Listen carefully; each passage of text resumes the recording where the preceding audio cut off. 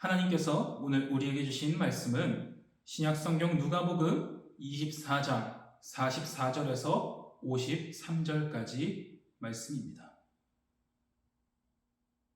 신약성경 누가복음 24장 44절에서 53절까지 말씀을 이제 봉독합니다.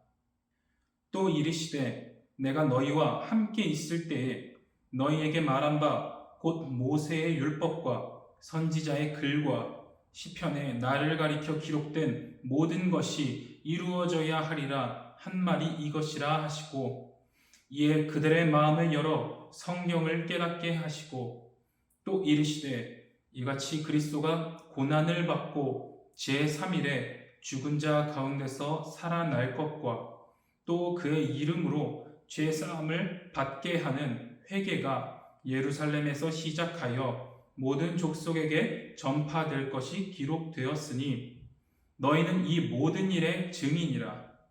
볼지어다 내가 내 아버지께서 약속하신 것을 너희에게 보내리니 너희는 위로부터 능력으로 입혀질 때까지 이 성에 머물라 하시니라.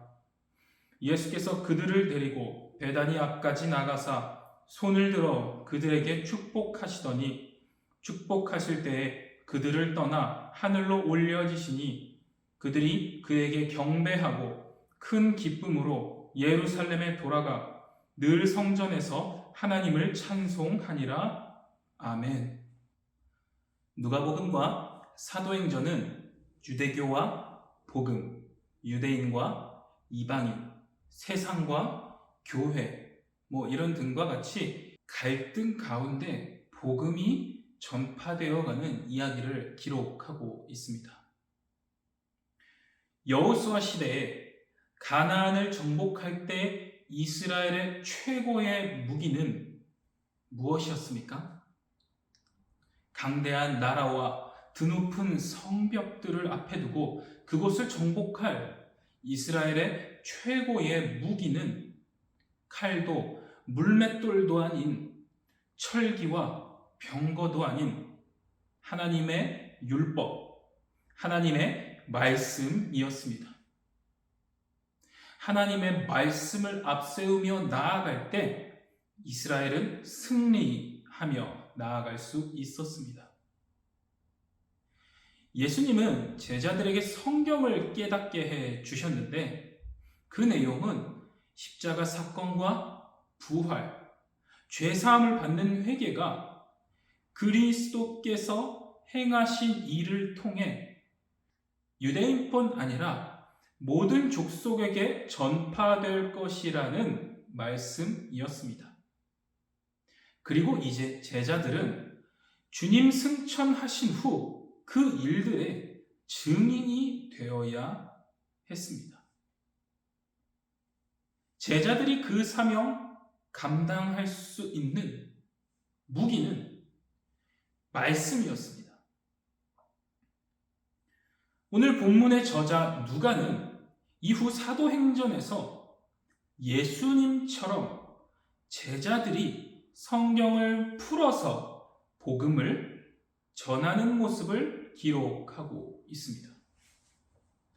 그리고 그들이 하나님 말씀으로 나아가서 복음을 전할 때 세상이 변화되어지는 그 모습 또한 기록하고 있지요. 성경은 우리가 예수님의 증인된 삶을 살아감에 있어서 가장 중요한 도구입니다. 세상과 싸워 이길 우리의 유일한 무기, 그것은 나의 어떤 힘과 어떤 스펙과 같은 어떤 개인의 능력이 아닌 하나님의 말씀인 것입니다.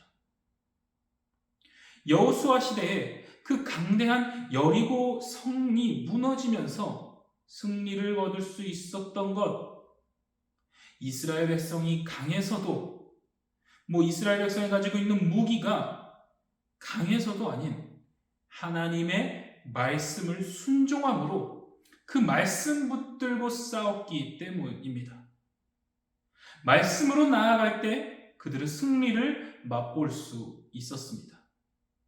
이것을 우리가 꼭 기억할 수 있길 바랍니다. 예수님은 그러면서 하나님께서 제자들에게 능력 주실 것이라 말씀하고 계십니다. 이 능력의 원어의 뜻은 하나님이 소유하신 모든 권세와 능력을 의미합니다. 예전에 다윗과 같은 이스라엘의 통치자들, 그들이 그랬듯이 제자들도 성령 충만함을 받아 하나님의 능력을 드러내게 될 것입니다. 그런데 이것을 위해서 제자들은 대적들이 권세를 잡고 있는 예루살렘에 머물러야 했습니다. 바로 이것이 그리스도인들이 가져야 될 태도인 것입니다. 하나님의 말씀을 붙들고 하나님이 능력 주실 것을 기대하면서 주님께 적대적인 세상 그 가운데로 들어가 살아가며 끝까지 하나님이 맡겨주신 사명, 그 자기 사명 가지고 분투하는 것, 그것이야말로 그리스도인으로서 우리가 해야 할 바인 것입니다. 여러분의 삶의 자리, 어떤 분은 집일 수도 있고 회사일 수도 있고 학교일 수도 있습니다. 그 자리에서 우리는 제자들이 성령 충만받고 예루살렘에 머무른 것처럼 하나님의 말씀 붙들고 각자의 삶의 자리에서 그리스도인으로서 증인된 삶을 살아가기 위해 노력해야 하는 것입니다. 하지만 그렇게 살아가다가 넘어지는 경우에 어떻게 합니까? 예수님은 성경을 깨닫게 하신 후에 특별히 제자들을 데리고 베다니 앞까지 가셔서 제자들을 축복해 주셨습니다. 이 베단이라는 곳은 어떤 곳이었나요? 바로 제자들이 실패했던 자리였습니다.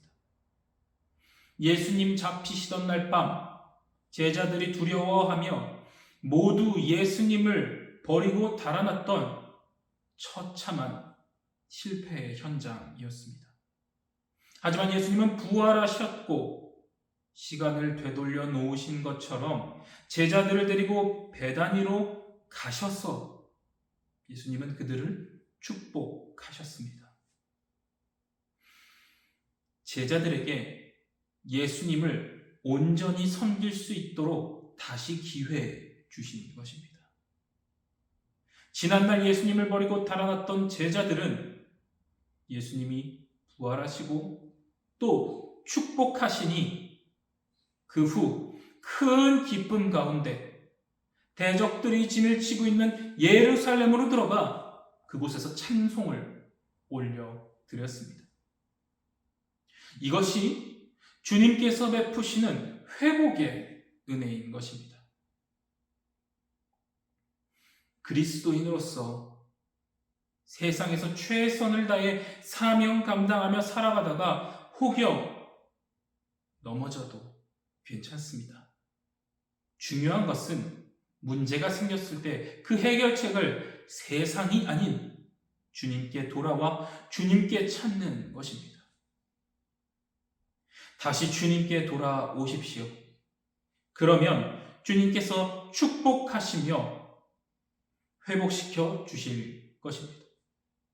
다시 일어설 힘을 주실 것입니다.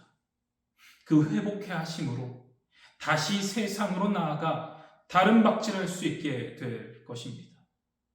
그 믿음 가지고 오늘 하루도 우리에게 맡겨주신 사명 감당하며 나아가는 우리 모든 화평교회 성도들과 제가 될 수 있길 간절히 바랍니다.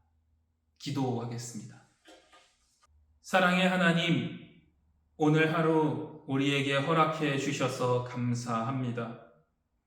그리스도인으로 살아가며 세상과 싸워 이길 수 있는 유일한 무기는 주님의 말씀임을 고백합니다. 주님, 저희들을 말씀으로 무장시켜 주시고 오늘도 세상 속에서 싸워 이길 힘을 허락하여 주시옵소서. 늘 주님 앞에 겸손할 수 있게 하시고 나의 힘과 능력이 아닌 주님 말씀 의지하여 맡겨주신 삶의 자리, 그 사명의 자리로 나아가길 원합니다. 그 자리로 나아갈 때 주님 성령 충만 더하여 주셔서 그리스도인답게 삶의 자리에서 복음의 증인된 삶을 살아갈 수 있게 하여 주시옵소서.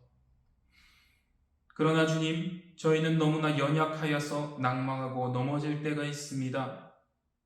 여러 어려움을 가지고 주님께 돌아올 때 주님 제자들을 회복시켜 주신 것처럼 저희들을 회복시켜 주시옵소서.